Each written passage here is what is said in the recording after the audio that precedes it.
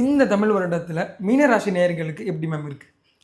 மீனராசி பொறுத்த வரைக்கும் பயமே பட தேவையில்லைங்க. என்னுடைய வாடிக்கையாளர்களே நிறைய நபர்கள் கேட்டுட்டாங்க, மேடம் ஜென்மசனி வருது எப்படி மேடம் இருக்கும் அப்படின்னு சொல்லிட்டு. ஆனால் பயப்பட தேவையில்லை. கடந்த 2.5 வருஷத்தில் நிறைய விரயத்தை சந்திச்சு மன உளைச்சலையும் பார்த்துட்டு இருந்த நீங்கள் இந்த ஜென்மசனியில் எந்த துறையை சார்ந்த நபர்களாக இருந்தாலும் சரி, உங்களுடைய உழைப்பையும் நேர்மையும் மட்டும் கொடுங்க, நிச்சயமாக ஒரு வெற்றியாளராக வந்துடுவீங்க.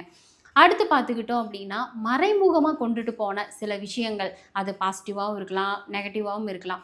அது வெளி உலகத்துக்கு தெரிகிற மாதிரி, சமுதாய ரீதியாக தெரிகிற மாதிரி ஒரு சூழல் அமைஞ்சிரும். அதில் மட்டும் கொஞ்சம் கவனமாக கொண்டுட்டு போயிட்டீங்கன்னா அது மட்டுமே போதும். இன்னொரு விஷயம் என்ன அப்படின்னா, நீங்கள் எந்த ஒரு காரியத்தில் ஈடுபட்டாலும் அது இறையருளோட ஒரு நம்ம சொல்லக்கூடிய பரிகார வழிபாட்டை மேற்கொண்டுட்டு அதுக்கப்புறம் உங்களுடைய செயல்பாடுகள் இருந்துச்சு அப்படின்னா நிச்சயமாக எந்த ஒரு பயமும் தேவையில்ல, அதில் வெற்றி தான் அப்படின்னு சொல்லி நம்ம சொல்லலாங்க.